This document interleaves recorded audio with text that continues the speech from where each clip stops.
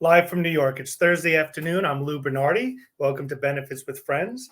I have a special guest today. I'm going to bring right into the room with me. Welcome, Marshall Allen. Thank you. Great to be here with you, Lou. I really appreciate you joining me today. We rescheduled to work with both of our times, which was awesome. This time of year, I know for me, is absolutely insane. Fourth quarter with so many January client renewals to deal with. So yeah, and I've been fighting this flu bug that's going around. I mean, my voice is recovered now, so I think I'm gonna be okay. But I've got a cough drop going. I've got my tea here. My wife is unfortunately sick in the other room. Oh, no. I mean, it's been a rough spell with this cold stuff going around. Well, as my audience knows, I do most of the talking. No, I'm just kidding. No, I can't. I really can't wait. It's all good. You can carry us. I can't wait to get to so much stuff. So let me just introduce you to the audience. So Marshall Allen, I fit what I could on one piece of paper. So best-selling author. We're going to talk about his book. Calls himself an accidental healthcare journalist.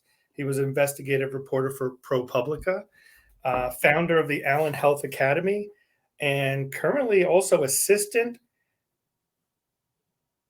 What did Regional. Regional. I couldn't remember what the Inspector General. Assistant Regional Inspector General for Dallas. We got to right. find out for the Office of the Inspector General for the Department of Health and Human Services. And then I always have to make sure and add the caveat that I'm obviously not here speaking on behalf of the OIG, but that is my day job. Yeah, that's what I have the privilege of doing every day. Amazing. Yeah, no, absolutely.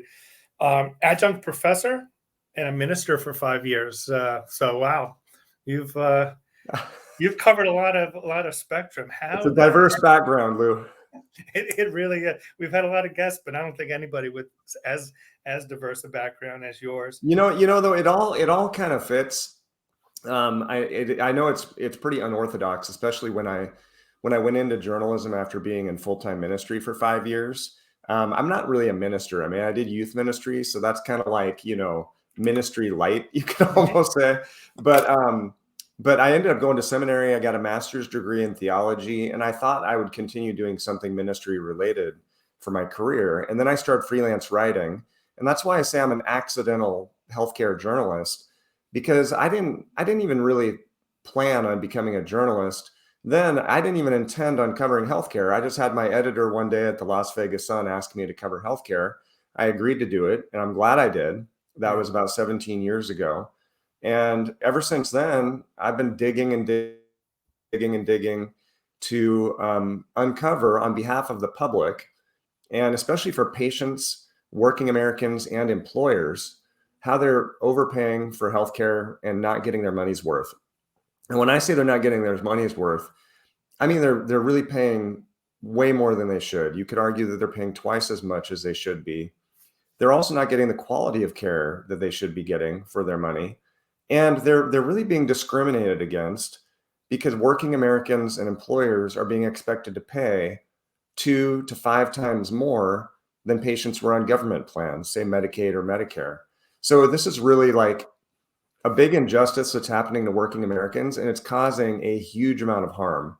And so that's what I did. That's why I wrote the book, Never Pay the First Bill. That's why we launched Allen Health Academy, to try and build health literacy so that employers and working Americans can understand what they can do to fight back and win against these challenges. Well, that's what's so amazing to me as I'm a self-proclaimed benefit optimization officer, because I was creating my business card, and I didn't want to be a broker or consultant or advisor any longer.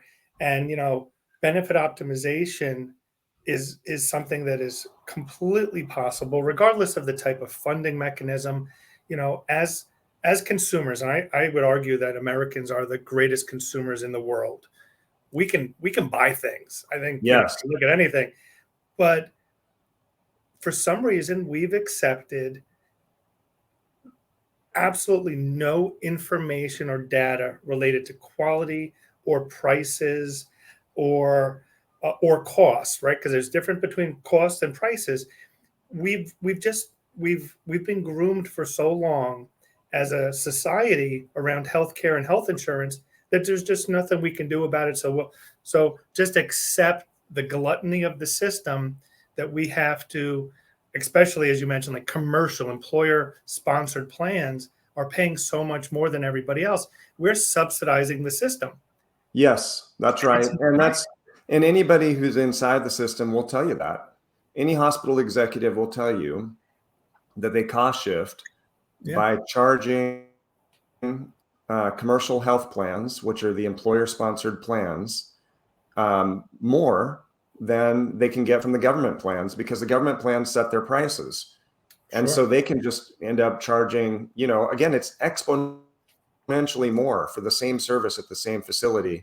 If you are going through a working American going through their employer-sponsored health plan. Yeah, And so I like what you said, though, about we've been groomed, because there's a predatory aspect to this. I mean, groomed is absolutely. a word that shows intent.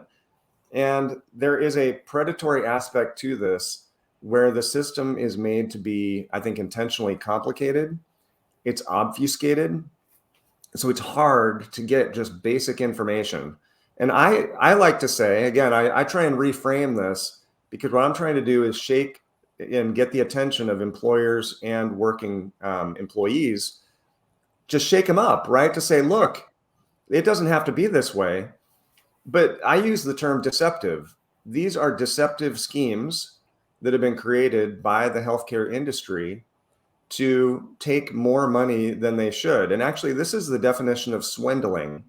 The word swindle I like means that. use deceptive schemes to take people's money. And Yeah, so, again, a lot of this is legal. So this isn't stuff that's illegal. It's just deception. And I think it's immoral and it's unethical. And that's where kind of my ministry background comes in, because I'm very comfortable using moral language. And this is wrong. I yeah, mean, it's flat out wrong. And I also believe in the power of moral force. When you see something that's wrong and you call it out, even one voice of someone calling something out has a tremendous amount of power. And even every individual patient has a lot of power when they share their story or when they stand up for themselves. It feels like it's David against Goliath, and like there's nothing you can do to win. But there's a lot of moral force when we stand up for what's right. And so that's why I think there's a lot of hope and a lot of optimism here for employers and working Americans, even though it seems like the days are very dark, right? yeah, But there is a lot of hope here. We're seeing a lot of people like yourself who are optimizing health plans for employers, and they're delivering much better benefits at a much lower price. And that's what I write about in my book. That's what I talk about in my videos. And that's really the message I'm trying to get the employers and the working Americans to really snap to attention to. yeah. No, it's so funny though, and why this is so great for me as a benefit, expert. Let's call it. Well, let's just say that. I don't know. We can have Mm-hmm. a debate about that. But here you are on one side of it, probably not so excited. Well, healthcare, investigative reporting, great. But once you saw it, I'm sure that moral aspect of who you are is what took over and said, "Wow." And then when you peeled it away, it just gets deeper and deeper and deeper. And that's what happened to me. I was in the business for 25 years, and I accidentally saw the prices versus the cost, and it made me think of all of the renewals the prior 25 years where I gave the carriers and the healthcare system the benefit of the doubt because of their enormous size, assumed they were using that size and that leverage to get people the best prices and the best healthcare, and they're not. And it's not the individual doctors, it's not the insurance carrier reps or underwriters. Right. The system that we work in, that we're forced to, at least up until recently, most people would say, well, I can't, where can I go? What else can I do? And you wrote an article recently that caught my attention. I wanted to bring up 5 reasons the time is now for consumer-driven disruption of the healthcare status quo. And immediately, I'm a subscriber of the Allen Health Academy, so I get your emails, and I saved this one, and was looking it over, and it's like, wow, it's amazing when you're on this path. We all we are all connecting the same dots. Yeah. You don't really have to look that hard. This isn't complicated. It makes exactly what sense what's happening, inside these systems. Yes. But it is, Lou, like it's like a conversion process, again, to use religious language, Paul on the road to Damascus, the light shone in his eyes and he was blinded. And then they talk about the scales fell from his eyes. He could see, he saw things in a completely different way. And that's where I look at our world of employee benefits. Mm-hmm. And I love to talk to employers who have been converted, or people like yourself who were former brokers doing it the old way. And then now the scales fell off their eyes. They can see things. They see things in a new way. They're connecting the dots and they're understanding what's actually going on. That's the type of awakening and enlightenment that we're seeing now throughout the United States, whether it's employers, whether it's brokers, whether it's health insurance industry insiders and hospital executives. We're seeing a building movement now of people who are seeing things now as they actually are. And it's really piercing the facade. You've seen behind the curtain, and now you understand, oh, wait a minute. I thought, like, let's talk about that column I wrote. Because I pointed to 5 reasons why I think the time is now for the consumer-driven disruption of the healthcare status quo. Okay, so I was trying to play devil's advocate with myself, because I think a fair question someone might ask you or me is, what's different now? I mean, the costs have been outrageous for 20 years. Yep. People have been talking about healthcare reform for decades, and nothing has changed. The Republicans haven't really changed it in a meaningful, disruptive way. The Democrats haven't changed it in a disruptive way. Although I will say some of these recent policies have potential to be very disruptive. Yeah. So what's different now? So let's talk about price transparency. So one of the reasons I pointed to was the hospital price transparency final rule. And you mentioned that you accidentally started seeing the prices. Well, now hospitals are required, because of this final rule, to put their prices on their websites. And what that's showing is absolute absurdity in pricing. Yeah. You're seeing cases where a colonoscopy for a Medicare patient might be $1,200 at one hospital. That same hospital does the same colonoscopy for someone on an Aetna plan or Cigna or United Healthcare for $2,000, and it might be $3,000 for someone on another commercial plan. Right. No sense. Same colonoscopy, same hospital, same facility, same doctors. This does not make any sense. No. And when you start to see it and go, wait a minute, why would it be okay for one patient to pay more, twice as much or 3 times as much or 5 times as much for a colonoscopy at the same hospital? It makes no sense. Well, that's because it's not fair. It's not right. And that's what now employers need to be asking. So that price transparency, that just came into existence a couple years ago. And it's now also being applied to health plans. So health plans just recently had to release their data. Now, this is massive amounts of data. Sure. No consumer is going to go to United Healthcare's website and download these files. They are absolutely massive. I've talked to the data scientists who are downloading these things and trying to make sense of them. It's hard for them to do. So it's not happening immediately. And I know even hospital price transparency is not universal right now. In fact, the compliance has been rather slow, but the compliance is going to improve. So it started, and what's happening now is startups, tech startups, data scientists, and savvy advisors like yourself, and employers and journalists like me, we can go look at that data. We can make sense of it. And so now the employers have that data.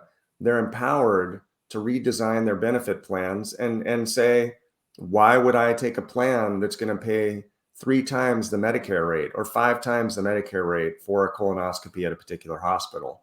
It's incredibly empowering information, and it's only been in existence for the last couple of years. Yeah, and the thing that really strikes me about this whole thing is, it's and I use the word grooming, and you use the word swindling, but it's obviously been deliberate, right?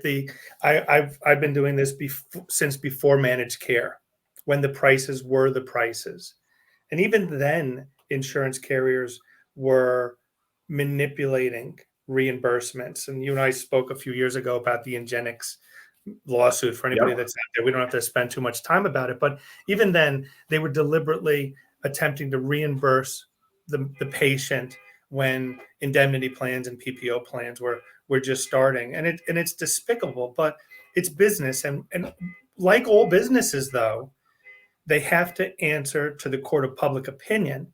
And that's why this information, and so our main goal is elevating the IQ of the American healthcare consumer, both the employer and the members. Because once it's conscious in their mind, and because that great shopping that we are capable of starts taking over, they will start taking their business elsewhere. They will start asking questions. There's no reason why someone should find out whether it's $1,500 or $2,000 or $3,000 3 weeks after they have the test. They need Right. to know. They need to know before they have that test. And by the way, you could probably pay cash for a tenth of the price. Right. Independent facility. And That's right. direct contracting is such a huge thing. It's growing. Yep. I try to keep a pulse on the language that the status quo uses. And they are starting to change the conversation, because they have to at least give the perception that they're all for this, that this was Yes. accidental. This wasn't deliberate. This is just the system, and they were part of it. And if enough employers educate themselves, which is not easy, that's why you need a certain type of advisor who really is going to dig deep and want to deliver a better product. I don't fault brokers. I was a GA for many years, and I don't fault brokers because they're selling to the expectations of the consumer, and they don't want to shake it up, right? But that moral part of it kind of takes over, and you have to make a decision. And it's one that I made, and a lot of other brokers. I mean, you're familiar, I'm sure. Health Rosetta has been amazing for me, because I thought I was just on an island. I thought it was just me that this was bothering. And I started getting drawn to these conversations and meeting these other advisors and amazing people like Dave Chase and that whole team over there, and brokers throughout the country that are working, I mean, tirelessly, and in ways that are so rewarding.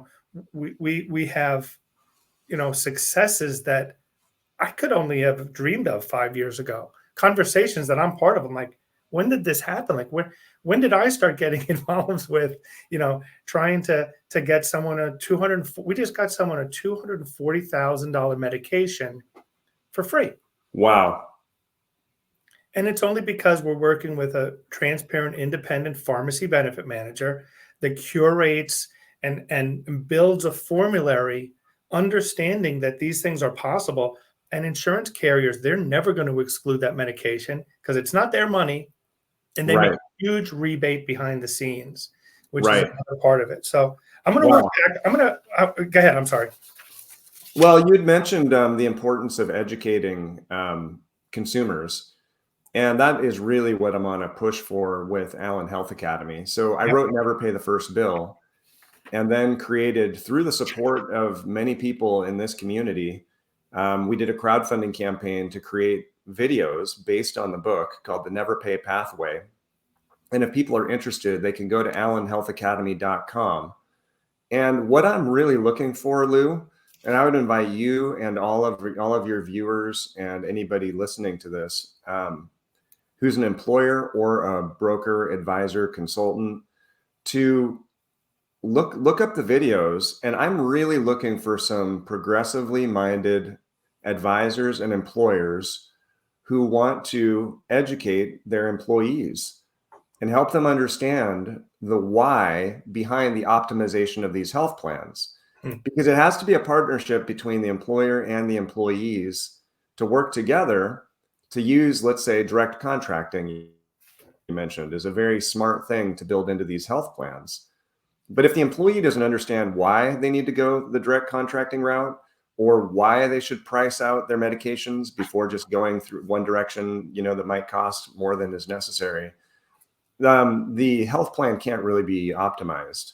And so Right. go to allenhealthacademy.com, send us an email at neverpay@marshallallen.com, and let me know. My pricing has flexibility, especially for these early adopters who are interested in educating their people, because that's really our goal, is to make sure that this gets rolled out to the employees so that they can understand why they need to be engaged with their health benefits and active, optimized participants in their health plan, especially for these health plans, that really are optimized to deliver better benefits at a lower price.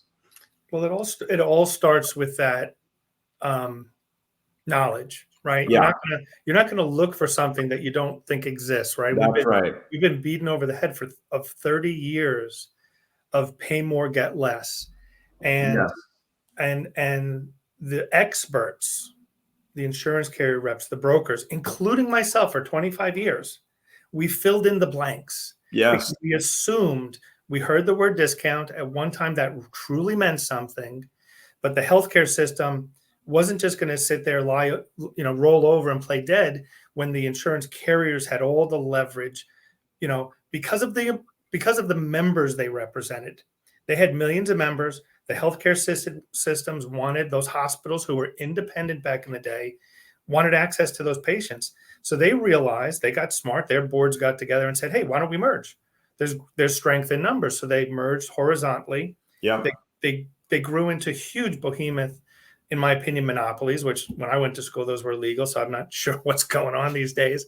But then they merged vertically and they took over all of the doctors. And that was the end game, because now they control the gatekeepers. They control the primary care doctors who don't know the prices either and are still overworked. They have to see a patient every 7 minutes, and they're given a piece of paper by their healthcare system, said, "Okay, every MRI you do, hand them the sheet, tell them to pick one," as if they don't have a choice. And of course, those are where the MRI costs the most. Yes.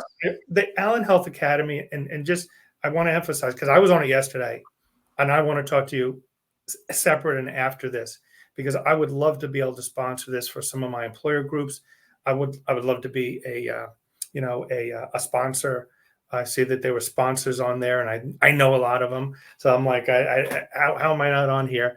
But Yeah, that was the crowdfunding campaign we did. yeah, So we did a crowdfunding campaign, and a lot of generous people came together, and so those are the people you see who yeah, have credits as the sponsors. Yeah, but amazing. It's amazing, and it's so unaffordable. We're talking about dollars. We're talking about dollars to do something that can have just such an impact, not only on.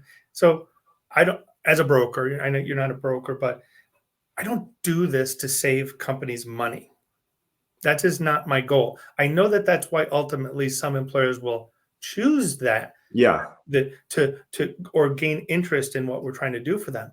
But this is about getting people the highest quality healthcare as possible, because I refuse to believe, even though statistically it's true, we don't have the worst healthcare. Our practitioners are as good as anybody.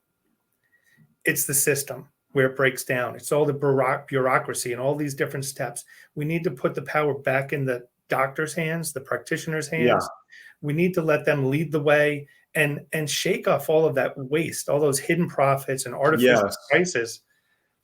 It's going to Yeah, happen. when people understand the waste in the system, they start to realize that the cost could be a lot lower. I spent a whole year, the year of 2017, doing nothing but investigating all the wasted healthcare spending in the United States. They estimate now, Lou, that tab is up to almost $1 trillion a year of wasted healthcare spending. About 25% of what we spend on healthcare is wasted on things like overtreatment. So giving people tests and procedures and drugs that they don't actually need, that provide no benefit. And again, this is research based. This is not just someone's opinion. Right. The complex way we pay for healthcare, running everything through all these multiple payers. I mean, think of how much more complicated that is than, say, a direct pay contract. Or fraud. About 10% of healthcare spending is probably wasted on fraud, although no one's actually tracking it closely. So there's no actual number about how much is being wasted to fraud. Yeah. But when we talk about fraud in healthcare, Lou, I mean, when employers get a hold of their data and they have a savvy advisor or a claims data analytics company review the claims that are being paid by their big third-party administrator or book a carrier or whoever's administering their plan, Yeah. they find significant amounts of bills that have been double paid, bills that have been unbundled, so they've been paid at way higher rates than they should be. Upcoding, I think upcoding is absolutely rampant in our healthcare Oh, system now. absolutely. And it's an opportunity for every patient, and every patient should be looking at their billing codes and challenging upcoding, because there are hundreds or thousands of dollars to be saved per healthcare encounter when you spot these kinds of errors in your bills. And so that's what I show people how to do in my videos and in my book. And I know that's what employers are doing right now. The savvy employers who have brought in the right consultants and worked with the right vendors, because these solutions exist. And so when people apply these solutions, they are saving that much money. And by the way, it's not just about saving money, but when you look at the debt that is being caused to working people, we now have 100 million Americans that are estimated to be in medical debt. This is breaking people financially. It's causing people to have to choose between food and rent and paying off their medical debt, or it's causing people to avoid going to the doctor in the first place. So this is causing real harm for people. And we just need to help employers understand that urgency, because I feel sometimes like maybe they're just inured to that same old year after year. But this is where they need to snap to attention. And so that's where education for the employers and the employees, to me, is really a starting place. Well, it's funny, fraud, just my insight, my background before I got in this business was I worked for a very large, I won't mention names, but worked for a very large radiology practice in New York City on the Upper East Side for a few years. I was working in the controller's office, and I was just a jack of all trades. I did billing, I did claims, I brought the receipts to the bank, I did collections, I really did everything, submitted the claim forms. And I was young. I was 22 years old. I left there. I was 24. I was just starting a family, and I started to really get upset about what I saw. And the doctors, they were nice people. It was a radiology practice. They were making 5 partners millions a year, and that's fine. But what I couldn't stomach was the buses every day, 2 buses from the old, the adult homes of Oh, people. wow. 2 a day, and they would get there at 8 or 9 in the morning, and they would empty them out, and they would sit all around the waiting room. A lot of them were almost comatose. I mean, we're talking about really, really people in bad shape, and they would just put them through the machine every single day. No kidding. And I would talk to the radiologist, and they're like, oh, they got to deal with that home. None of these people are sick, and they just plug a name in, boom, boom, boom, click, plug a name in, boom, boom, boom, click. It was so. I mean, and there's no surprise there. That just sounds like blatant Medicare fraud. Is that what was going on? Absolutely. There's no question. There's no question. And that happens. And there's been huge cases settled in the country. But it's money, right? But all right, I'm not taking it out of that person's pocket. So who am I hurting? And that's been the mentality. Why should I save money? Why should I look to do better? Because if you don't like your premiums going up by 5 to 10% and having your out-of-pocket go from back then a $5 copay and 100% hospital and 100% pharmacy to $7,000 individual deductibles today, $14,000 family deductibles, and you get no coverage except for preventative care until you reach that out-of-pocket cost, and you're still paying $2,000 a month for your family. That's not health care or health insurance anymore. And, too many people over the years, because when you do these open enrollment meetings, I always offered, I love the people, right? That was always about the people. Yeah. That was my favorite day. And, at the end of those meetings, I would always stop by saying, if anybody has any questions that are personal, they don't feel comfortable asking in front of their employees, I will stick around. And those were the ones that flashed through my brain when I saw the prices the first time. All of those times when people came up to me and said, I'm already taking only 3 of my 5 medications, and I'm going to have to give up another one because I'm on a limited budget. Oh And man. and you have no answers for someone, but now you do, and now you know how bad it is, and there's no right or wrong way to go about this. There's no silver, bullet to health plan that for everybody. Right. But the one thing that's universal is that the consumer needs to be informed. And if you know who Cy Sims is, I bring him up on a lot of shows. So the Sim Store's motto, and it always sticks in my brain: an educated consumer is our best customer. Huh. And they're out of business now. But that's besides the point. The point is that if you're informed, you will know where to take your business. You'll know who to align with. You'll be more savvy. And and I always talk about it. The thing that's lacking, that's very difficult for an advisor to do, is the educational piece, right? And your academy is just amazing. I can't wait to learn more about it, because it's the missing piece. Because there was a time when Columbus was standing on a ship somewhere over in Europe, screaming, "Hey, who wants to go to the New World with me?" And people thought he was crazy. Yeah, that's that's right. Speed it up. It sounds crazy. Well, speed it up a little bit. A couple of trillion people have probably been here over the years. So it worked. He convinced people. And once he did, he brought them to a better place. And that's, you can notice up in the upper right-hand corner of the show, Bright Path. That became our philosophy. And then we had to make that our DBA for our agency, because that's what our passion is. That's what we're trying to do every day. And I know that a lot of times I'm kind of wasting my breath with some employers because they're not ready.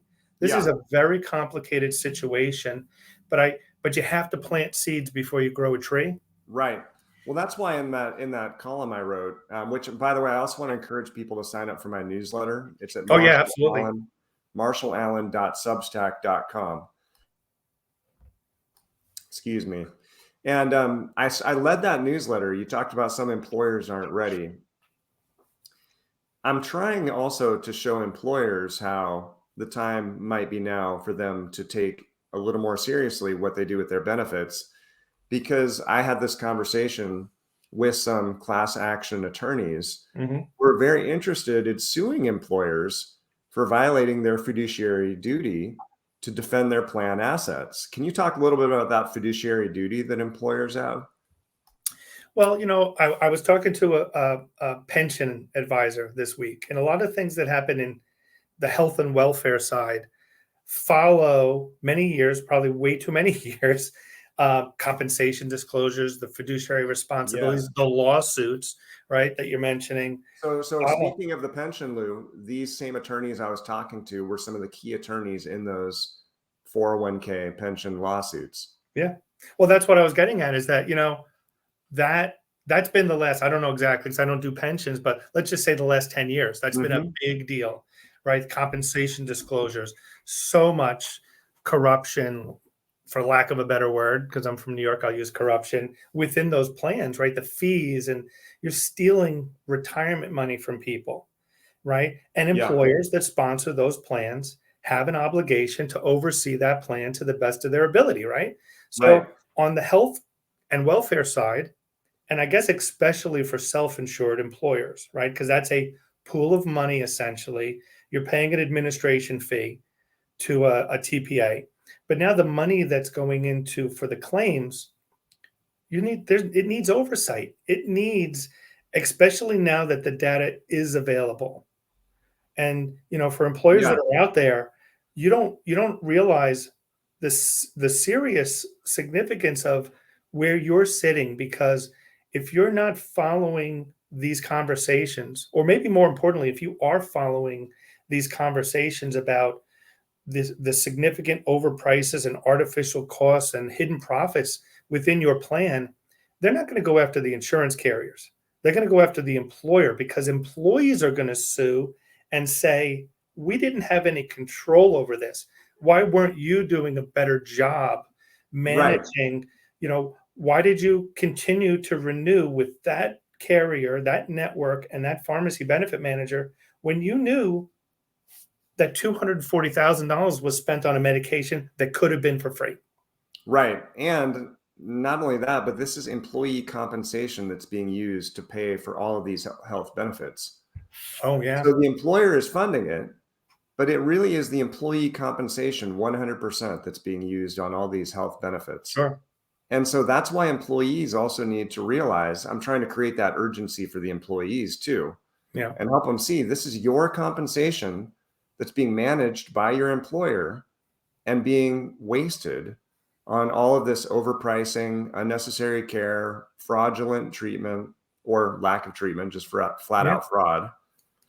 And so employees need to get engaged and realize that their money is going to continue to disappear. Their premiums, their deductibles are going to keep going up until they change their way of operating with the system and Right. work with their employers and a savvy advisor and some great solutions providers Yeah. to do things in a different way.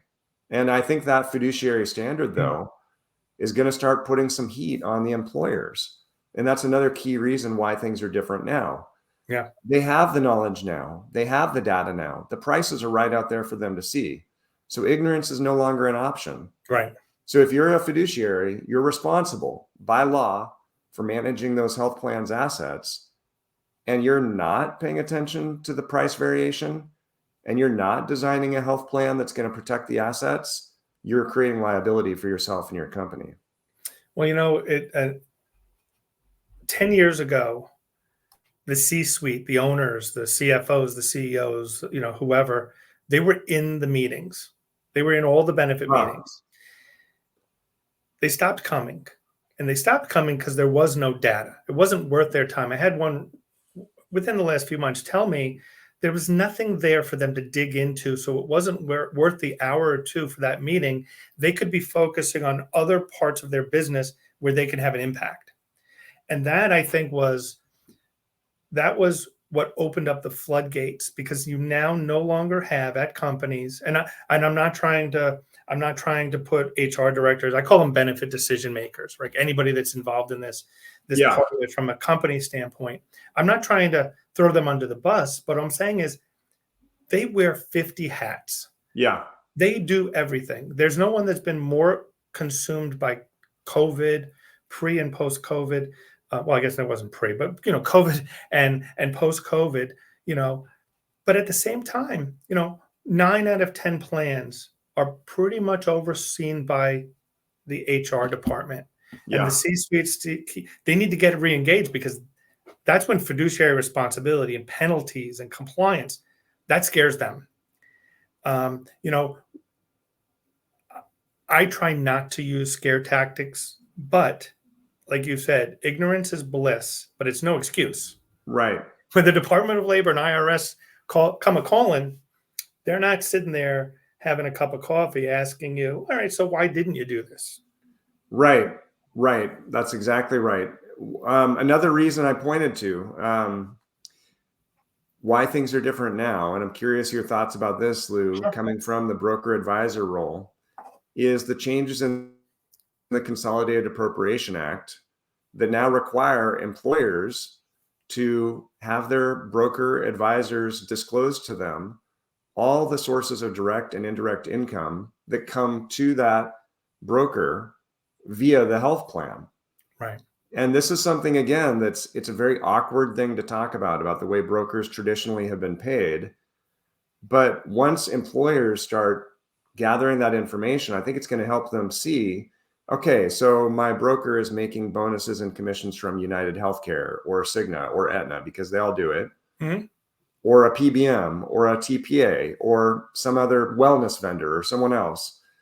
Well, is that broker advising me based on what's best for my health plan and my employees, or are they advising me based on what's best for their bonuses and commissions? It's going to raise some uncomfortable conversations, right? Yeah. Well, the funny thing about that legislation, and probably most legislations, employers aren't aware of probably 90% of their responsibilities. Yeah. And one of the first things that we got involved with was compliance after the Affordable Care Act. We got involved with helping our employers with the tax forms that they needed to distribute to their employees, especially if they were applicable large employer.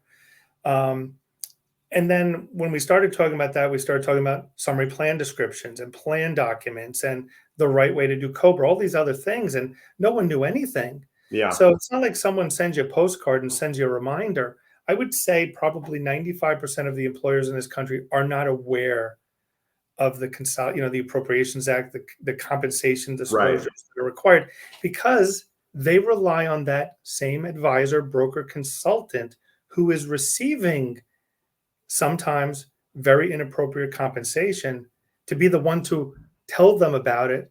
And most people don't whistleblow on themselves. Right. So they'll play dumb.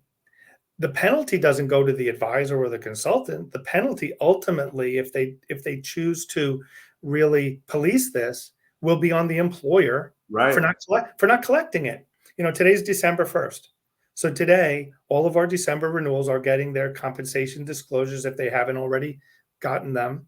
I know that Health Rosetta was a real big proponent about this. We've been talking about it since I joined back in 2000, and it was either 18 or 19. This has been something. One of the first things they handed me was the code of conduct and compensation disclosure that I had to, commit to. And at first, there's a little bit of fear. Do they even know?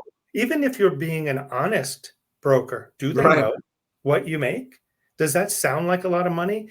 And then when you start thinking about it, and this is the process that went through my head, and I'm sure a lot of the advisors, especially the kind that kind of show up and listen to this show, is that, no, I'm proud of the work that I do. I'm working twice as hard as I did before, usually for less money than before, but that's fine because, you have to walk the walk if you're going to talk the talk, let's say. And it's, there's a ton of different things. Unfortunately, it moves very slowly. Unfortunately, we had a situation. I was talking to another advisor. I won't mention his name. About 2 or 3 weeks ago. He's from Massachusetts, and he called because he needed a recommendation for a contact here in New York, a carrier and a general agent. So I made that introduction. But while we were on the phone call, he mentioned a group that he had just taken a broker of record on. And I said, he's like, you want to hear a funny story? I was like, yeah. There's a several hundred person group, several hundred employees in Massachusetts, which is a pretty highly regulated state when it comes to healthcare. So they had a fixed compensation on this group because of the size that it was. So it took a lot of effort, but he got the ear of the CFO. And great conversation, very impactful conversation. And he said to him, listen, the program that you're in, the plan that you're in right now has X amount of compensation. Let's just say $300,000 compensation. But you can switch to a slightly better plan that's written on different paperwork and save several $100,000 for your company and your employees. The problem is, the compensation on that is about half. Interesting. And he said, what? And he's like, tell me that again. And he shared that his current broker was a really good friend of his. And he says, will you put that in writing? So he said, yeah, I'll put it in writing. I'll send it to you. Here, it's fixed. Here's the compensation. Right here, yeah. He called up his friend, and his broker, his friend, admitted to it and said, yes. And I didn't recommend it, and I have no good reason why I didn't. And yes, my compensation would have been cut in half, and he fired him on the spot. And that's a friend. If you have a friend like that where you're putting his children through college, that's some friend. I need more friends like that. Yeah, no doubt. I've got 3 about to be in college. I have 2 there now. I think the point though there too is that we are all vulnerable to incentives, and I'm vulnerable to incentives too. In fact, the joke I make in the book is that, if you paid me $1 a word to write a book, I would still be writing the book. I would write you a 1,000,000-page book. Of course. We're all susceptible to incentives. We respond to incentives. And so the incentives just need to be aligned So they're in the favor of the employer and the workers who are paying for the healthcare. And right now, what's happened is the incentives have all been created to reward the big healthcare stakeholders, whether Sure. it's the brokers, the doctors, the hospitals, the insurance companies, the TPAs, the PBMs. All of them have been working together to create incentives to extract as much money as they can out of the employer's pockets and out of the employees' pockets, whether it's justified spending or not. Now, it's not always as blatant as the fraud that you saw with that radiology Oof. department, Yeah. but there's some really shady stuff that goes on that, while it may not be technically fraudulent, it is unethical and it's immoral to Yeah. deceptively take people's money that way. There's no question. And the funny thing is, what I've noticed, and I wonder if you've noticed it, you probably have, is that the healthcare and the health insurance ecosystems, they know that the day has come, and they know that slowly but surely some of their hidden profit centers are going to dry up. The court of public opinion will make sure of that. It might be slower than people like myself or you, wish would happen, but they're not just stopping. They have a fiduciary responsibility, many of them, to their shareholders. Yes. They are going to create new, and they're 10 steps ahead of us. They know Yes. what's happening. If they lose 0.25% of business, that might be a lot of money to them, and it gets their attention, and they find out why, because they have more attorneys and specialists behind the scenes than they frankly should need. But their whole, and it's business. I mean, it's capitalism, and until there's a better option, it's just what we have. Well, But so Lou, let me ask you this. What do you yeah, think is next on the horizon? Do you have any idea of where they are, if they're 10 steps ahead of us? well, we can already see that the healthcare systems are are the hospital systems. They're attempting to become the insurers. Many of them are going to create networks and go direct to the self-insured market without the insurance companies. They're growing. These networks of theirs are pretty substantial. Yep. They can fill in pockets by doing that and reward employers with deeper discounts than they give the insurance companies. So if you think about that, you could self-insure, I'm not going to mention any names, and go to a healthcare system and get a 20% greater profit than one of the BUCAs. And for those of you out there that don't know, BUCAs, Blue Cross, United, Cigna, and Humana. If you want to put the H on the end, some people don't. But Yeah. why would they give a 300-person group 20% more discount? Because they need to. They're going to go direct. And now the health insurance companies are all purchasing large medical practices. And the next step in my mind is that they're going to build their plans and incentivize people, give them better prices for going to their company owned providers. They're going to lower the out of pocket cost to go there, but that doesn't mean they're going to lower the cost of the claim on the back end. Right. And Aetna and CVS have already done this. And that's why some of the insurance companies are pushing back at them, because CVS Caremark, who owns Aetna, have built plans where you can only fill a 3-month supply at a pharmacy if you do it at CVS, Wow. right?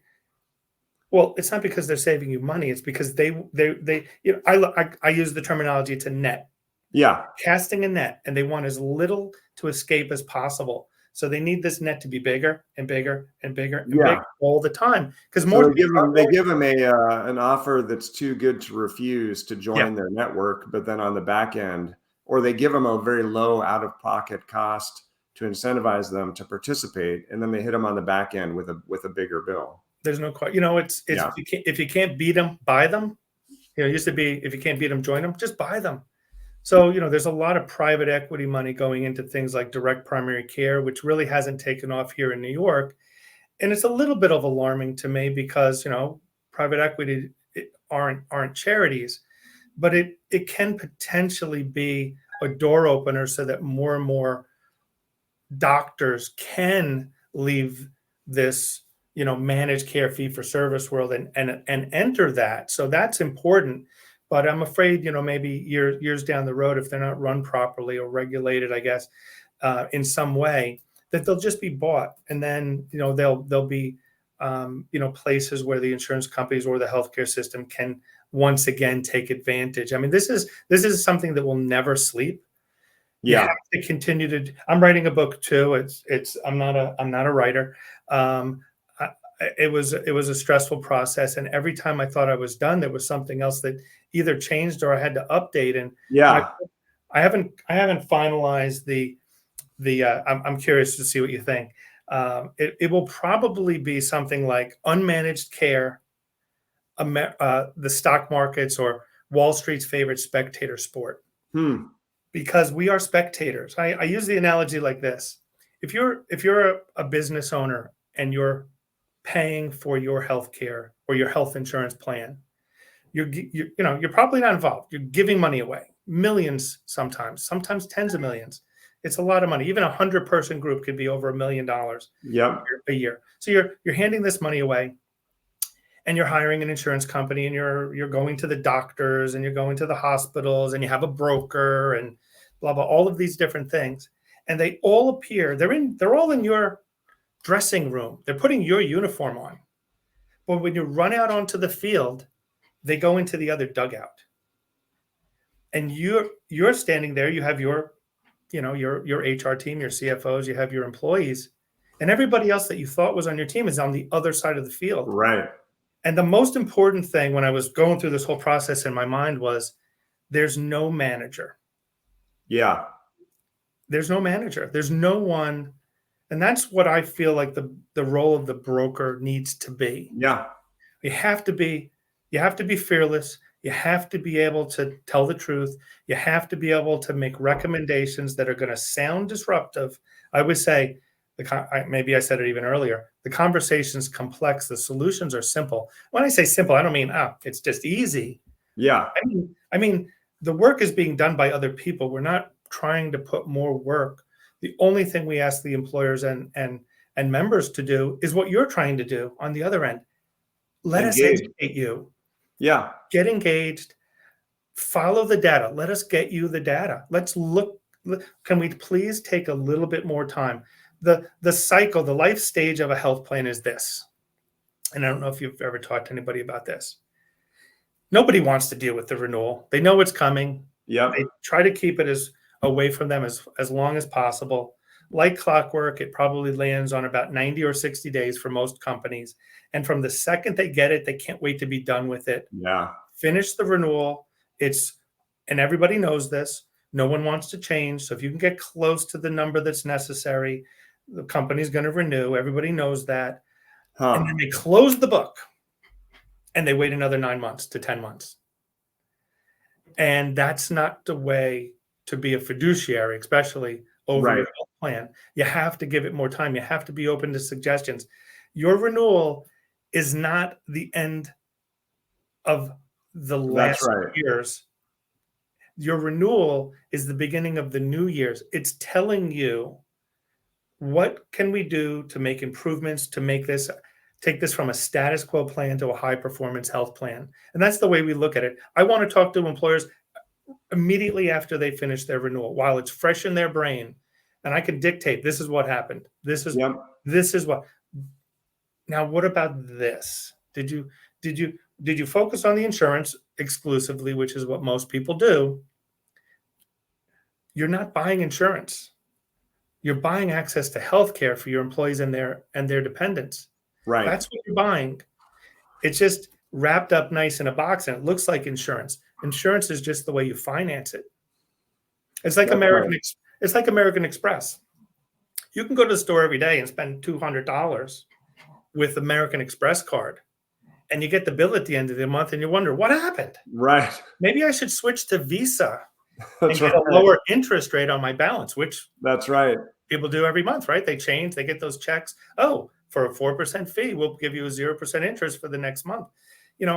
That's not it. The only way to manage your American Express bill is to actually sit down and say, what am I buying? Yes. What am I paying? Where am I paying? How much more? Yeah. What could I save? What's necessary? What's not necessary? That's a great comparison. Well, and I always have more, but I even use it this way. Kind of a better analogy is you're actually calling up American Express and say, I need a TV. Can you buy one for me? And Yeah. they send it to you, and you get the bill at the end of the month for a $5,000 TV. And you're like, wait a second. And then you have no way to compare. Could you imagine not being able to shop for a TV? You'd end up with a $5,000 TV if they sent you the bill 3 months later or Right. 3 weeks later every single time. So, we're coming up on an hour, and I want to be respectful of your time. Is there anything that you wanted to add, or any Well, of the no, I other mean, reasons? I think I just want to encourage people to sign up for my newsletter. I mean, it's free. Yes. It's marshallallen.substack.com. And also, again, just extending my invitation to you, to other consultants, brokers, and employers who really care about educating their employees. These Never Pay Pathway videos that we've created are an awesome resource. We're getting great feedback from people who are using them. And go to allenhealthacademy.com for more information. And I'm really looking to roll these out to it's marshallallen.substack.com. Hold on, let That's me right. fix Yeah, that. you almost got it. But I'm really looking for some early adopters. We need those employers and brokers / advisors who get it, who are already converted, who understand that educating their employees is a key to optimizing their health plans. And so it's really fun. It's been fun to create these videos. We have a, utilization is so important. And so we have a texting system for employees. So we get their cell phone numbers. So we text them prompts to remind them, to watch the videos, because the goal is to get them to complete the videos so they have this base level of education. Then when they get a medical bill or when they need treatment or something, they can go back to the videos and watch them again. We're really going for behavior change here. Thank you so much for having me here, Lou. Yeah, it makes me think, though, just on that point really quickly about the Allen Health Academy is, I'm going to look into whether or not that would qualify for the wellness dollars. That's if education, if that's a no-brainer. I have one right now where we just found out we had some wellness funds. And if I can confirm that would be eligible, I'm going to make that recommendation to them that they use it on that. Yeah, it's health literacy, and I think it's certainly a wise thing to invest in, and it's also not expensive. No, I couldn't believe it when I saw it. So I want to talk to you about that off line. This has been great. Thank you so much for your time. Thank you so much, Lou. And I hope your wife's feeling better real soon. Thank you so much. Have a great day. Bye, everyone. You too. Thank you. Take care. Bye-bye.